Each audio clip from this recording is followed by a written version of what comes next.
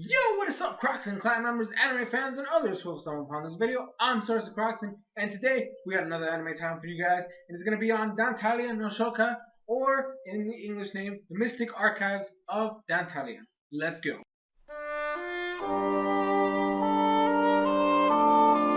So Dantalian no Shoka, or The Mystic Archives of Dantalian, is essentially a very moody, dark anime series that to me personally didn't feel like an anime. I mean, let me rephrase that. This show, for all intents and purposes, is an anime where each episode it's its own separate story. There's really very few characters who appear in more than one episode. Like besides the main characters, there's one guy who shows up like two, three, four times, two to three times, somewhere around there. And then this other chick who shows up around the same amount of times, and then at the end where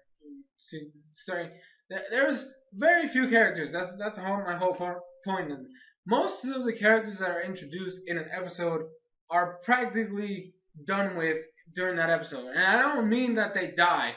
For the most part, I mean some of them do die, but not all of them do. They just basically like leave, or their purpose is done, so there's really no need to show them again.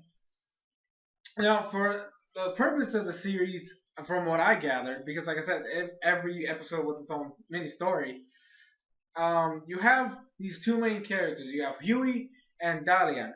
Huey is a regular human being who used to be a pilot, and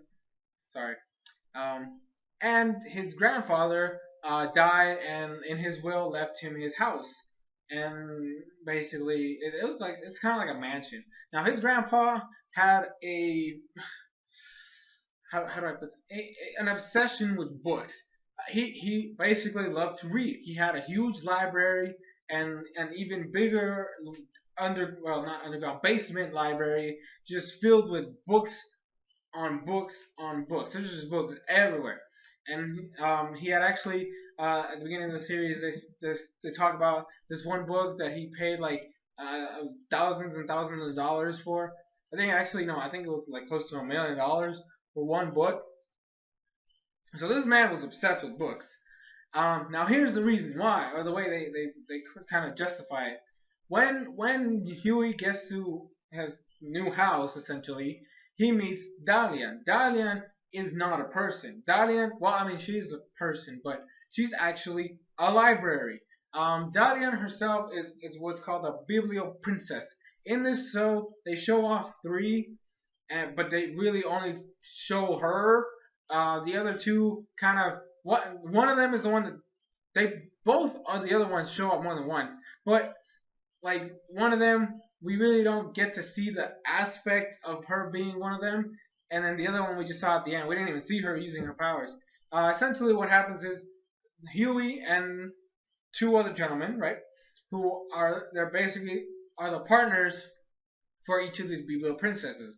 They're the key keepers. They have a key, and somewhere in their body, the Biblo princesses have like a lock.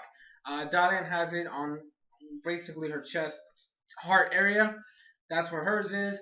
The last one we see has it in her left eye, I believe, and then the other one has it somewhere in her belly area. Yeah, somewhere around there.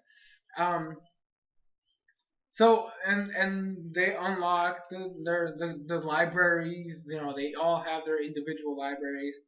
Now, inside them is what they kept repeating a phrase where they have thousands of books, and there's just like a specific number of, like, I think it was like 669 or a really weird number of what are called phantom books. Now this is where the purpose of the anime comes in. Essentially, they have to find the phantom books and bring them back and store them inside Dalian, because phantom books have knowledge which should not be known by the normal kind, people. It's knowledge too great for them. Essentially, what phantom books are, they're kind of like magic books. They really don't have there's no spells. They're literally just books. They have stories and stuff. Basically, when you read them, though, like, gosh, how do I say this? When you read those Phantom books, even though it's the straight up story and it's like you're reading a regular book, it has a hidden meaning behind the words to where it causes certain things to happen. For example, in one of the episodes, Dalian and Huey were trapped in a house of this crazy chick who basically was murdering every man that or that was in her life essentially because she didn't want them to leave her. So she killed them and stored them away so that she would always have them. Now, in order to escape, uh, Huey gets a book from Dalian, right? He unlocks her and gets the book, and he starts reading. And then essentially, even though it has nothing to do with what happens, a lightning bolt comes down and strikes a clock tower that's near the house, and that thing crashes down. Um, but the story had nothing to do with lightning or electricity or thunders or nothing like that. So the books themselves don't say anything. It's the meaning behind the words. It's the magic inside the books. Now, there are certain books that do certain things. For example, there's books that bring people back from the dead, books that heal people from any type of wound, books that control the mind, books that there's just different. They do things that aren't. For example, there's actually one episode which was kind of it was kind of boring to me personally because nothing really happened. The book was in the hands of some kids, and the book was basically knowledge. It was the book of knowledge.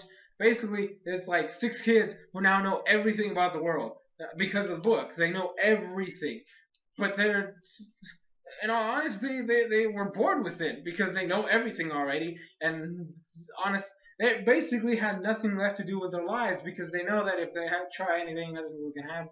They essentially had an answer for everything, so basically they were just wasting their lives away. And they stayed there. They stayed in the storehouse where they were at. They just gave you the book because they don't need it anymore. So stuff like that is what basically happens throughout the episode. The episodes. You just have to find a book that's dangerous for humankind to have. Blah yada yada yada. There's one episode which was really really weird, random. I wrote it down. It's like episode 9. It completely confused me because there was a specific art animation or a specific style of animation that they were using, and the way the characters look. And all of a sudden, episode 9 comes around, and the animation is completely different. All the characters look really weird, and I was confused throughout the whole episode that I had to write it down because I was completely confused on why they looked like that. And then at the end of the episode, they explained it. Essentially, both of them were inside a book trying to save the people of the book because of the stuff that happened. There was like ticks or what the heck was it? I don't know. It was some type of bug that was eating the books, and some of them got infected. So they were basically there to save the people. Type of shenanigans. Really weird, really random. But then they went back to normal in the next episode. So it was just that episode that it was completely random.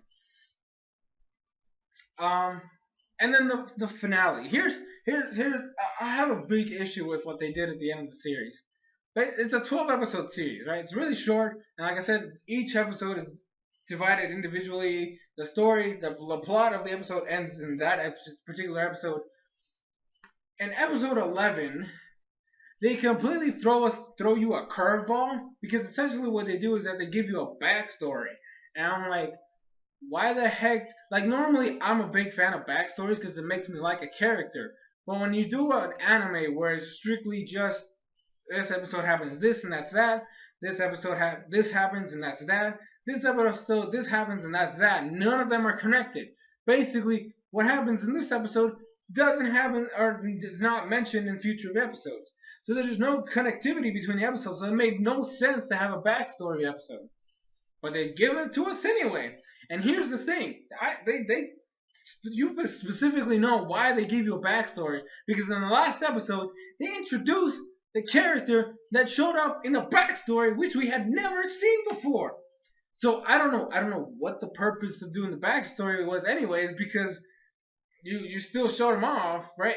Like, oh my gosh, it was so dumb because all the episodes are separated, so it's not like it would have damaged the continuity because there's no continuation between the episodes. There's no connection anywhere, so you could have just thrown him in there like they did with the other key keeper. They just threw an episode with him in there, and they basically just dedicated an episode to him. That's and boom, there you go. Like what was so different about this guy? I know he was the villain, but or he was a villain. There's a lot of villains in this episode, in this series, but like I guess he was like a main villain because his whole ordeal is that he was trying to control the world with the he was okay.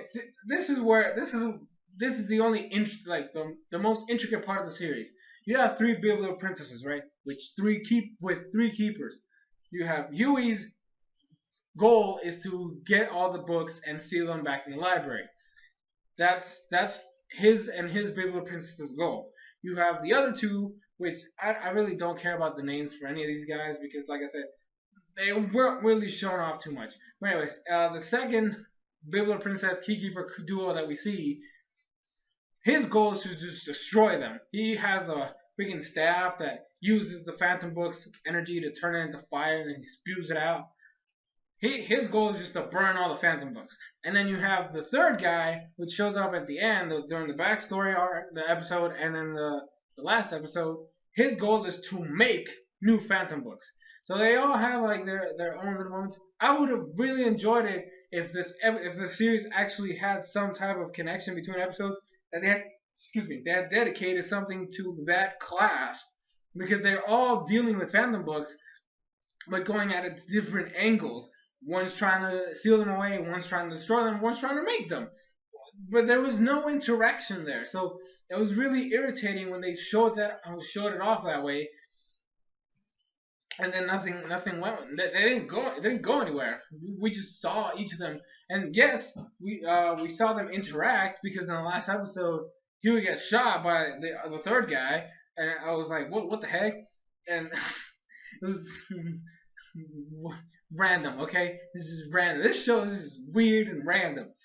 But they have that, I guess, clash because he's trying to seal them away. He's just making new books, and he really doesn't feel any need to have this guy over here. You know, professor. Let's just call him that because that's technically what he is. He doesn't need Huey to be alive because there's no need to seal away his books.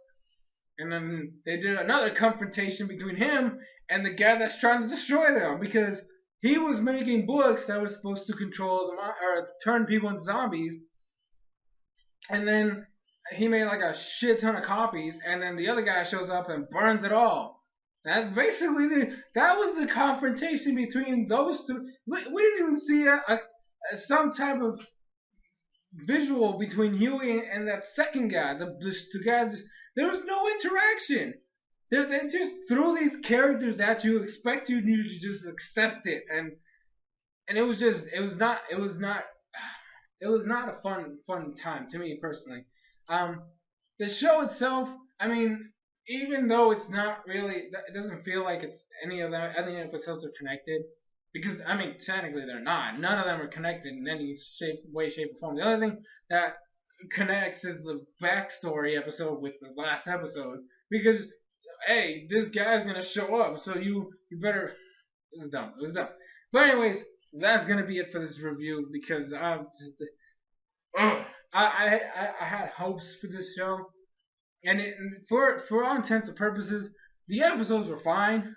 I just don't like the fact that there was no connection between any of them, no real connection. So, but anyways, that's gonna be it for this review. Anime time. Thank you guys so much for watching. If you have watched it, leave a comment down below. Let me know what you thought about it. I don't really want to do ratings anymore. They're really hassle. Plus, I feel bad rating some of these shows. So I'm not gonna do those anymore. If you want, you can. I'll leave a link to where I watched it, so you guys can go check it out if you want to. But anyways, this has been SoresanCrockxen, and I'll see you guys in future videos.